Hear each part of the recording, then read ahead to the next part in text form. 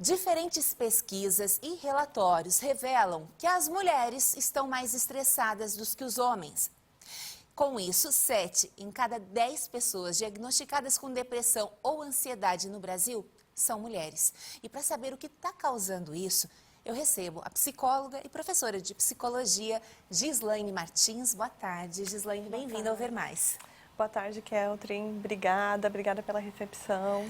Eu que agradeço a sua presença. Gislaine, eu começo te perguntando assim, a definição de estresse. Porque hoje está meio naturalizada e até banalizada a palavra. Qualquer coisa, se a pessoa não concorda, para que está estressada. Ou, né, estou estressada, não fala comigo. O que é o estresse, afinal? Bem bacana, né? Olharmos para isso e enxergar essa definição de uma forma mais adequada, porque está muito no senso comum, né? Tudo é estresse, está incomodado é estresse, está chateado é estresse.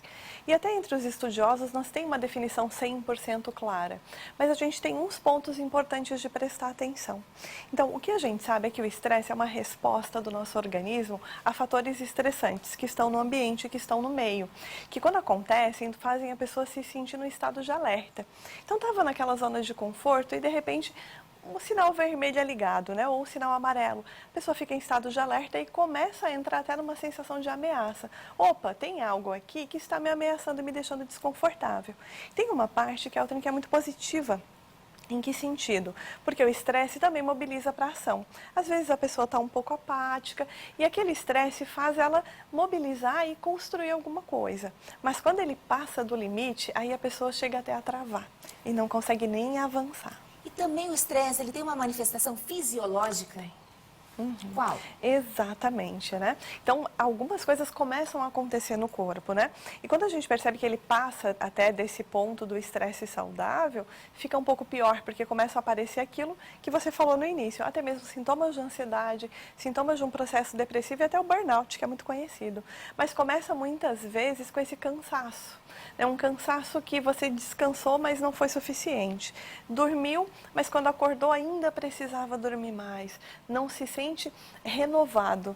E esse é um ponto de atenção, né? A irritabilidade é outro ponto de atenção. Sabe quando a paciência vai acabando? As coisas que antes tudo bem, mas agora a tolerância baixa muito? Opa, outro ponto de atenção. Então, esses e alguns outros vão nos dando sinais de que é preciso olhar um pouco melhor para o estresse e para o estado emocional de maneira geral. Bem, nós mulheres sabemos muito bem, né, o tanto de coisa que a gente tem para fazer todo dia, né? É trabalho, filhos, questão da saúde, a questão estética, são várias questões.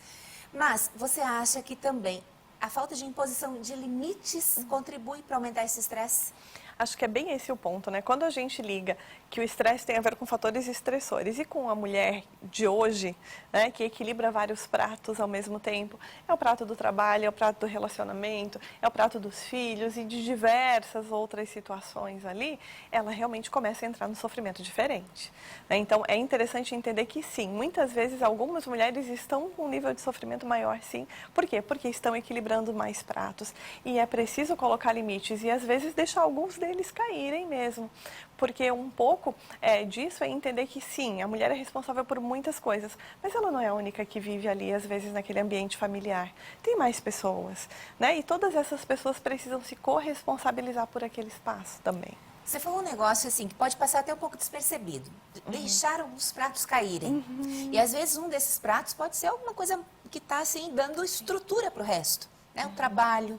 Pode ser um relacionamento. E aí a pessoa tem medo de passar por esse sofrimento. Ela tem medo de gerar mais um estresse. Está errado? Qual que deve ser o pensamento ou como que deve ser encaminhado isso? Geralmente, a dificuldade de dizer não e de estabelecer limites é exatamente esse o ponto, né? Porque como que eu vou dizer não e estabelecer limite, como que o outro vai aceitar? Se às vezes é uma relação importante, ou é algo que eu me sinto tão responsável, eu acho que sou definido por aquilo ali. Mas nada como uma boa conversa, né? Então, é preciso que as pessoas sentem e deixem claro, porque muitas vezes a pessoa não quer deixar o outro sofrer, mas ela está sofrendo, então já tem alguém sofrendo ali, né? E às vezes o acúmulo desse sofrimento é que vai gerar essa nossa conversa. O estresse que vai chegar num burnout vai complicar ainda mais. Então, o ideal num contexto desse é, opa, comecei a sentir que não está legal, que esse cansaço está demais, começa a conversar com as pessoas em volta, né? Chama para conversa e fala, olha, tem coisas que eu não consigo, tem coisas que eu preciso deixar. E o outro vai ter que segurar. Mas assim, por outro lado, só insistindo nisso, porque a gente, até mesmo a gente se conhece, né? A gente acaba se anestesiando de outras formas. Tomando remédio para relaxar o corpo, tomando remédio para dormir mais, bebida, né? Está se naturalizando todo dia tomar uma tacinha de vinho também, tomar um chopinho para relaxar. Sempre com aquela desculpa do relaxar, do relaxar. Mas você está criando um outro problema. É que talvez não seja desculpa, seja necessidade. A necessidade de relaxar, de conseguir desligar de todos os fatores estressantes. Mas essas alternativas, elas nem sempre são as melhores, uma vez que não está resolvendo a raiz do problema. Então é preciso identificar onde é que está o sofrimento, né? O que eu estou carregando que está pesado demais e que eu preciso pedir ajuda, né? Porque a mulher às vezes tem dificuldade de levantar a mão e dizer, ei, estou precisando de ajuda. Então acho que esse é o ponto, é identificar e pedir ajuda e não ficar com paliativo. Porque o paliativo ele não vai resolver, ele vai dar uma maquiada na situação. Tem um breve relaxamento, mas no dia seguinte continua, as coisas continuam ali e ela vai ter que usar outro paliativo. Muito bom. Sempre importante trazer à tona esses assuntos que, como eu disse, né, às vezes estão um pouco naturalizados. A gente acha que é normal. 90% a Gislaine me colocava, 90% da população mundial se queixa de estresse, né? E aí a gente pode entender que está todo mundo estressado. E aí, quando esses estresses se encontram, que dá faísca, né, Gislaine? Exatamente. Aí, quando você pega o sintoma da irritabilidade e num contexto, num ambiente familiar, uma ou duas pessoas estão com esse sintoma em alta, a faísca começa a ficar mais complicada para lidar, né? Então, por isso é importante olhar assim, né? E a gente tem falado em autocuidado e autocuidado é isso.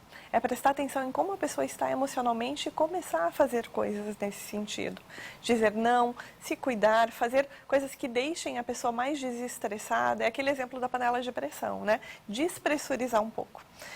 Cuidar de si, olhar para si, dizer não e fazer esse movimento de corresponsabilizar todos da casa sobre tudo o que tem ali que cuidar, né? Porque são muitos pratos para equilibrar mesmo, mas uma pessoa só não precisa ser a responsável. Gostei muito das suas analogias, deixar pratos quebrarem, cuidado com a panela de pressão, que a gente sabe o estrago que causa. Quando ela explode, ela não pode ser aberta de uma vez só, porque ela, né, realmente o estrago vai ser muito grande, então vai deixando ali, soltando aos pouquinhos, que vai ajudar bastante. Gislaine, muito obrigada pela sua presença aqui no Ver Mais.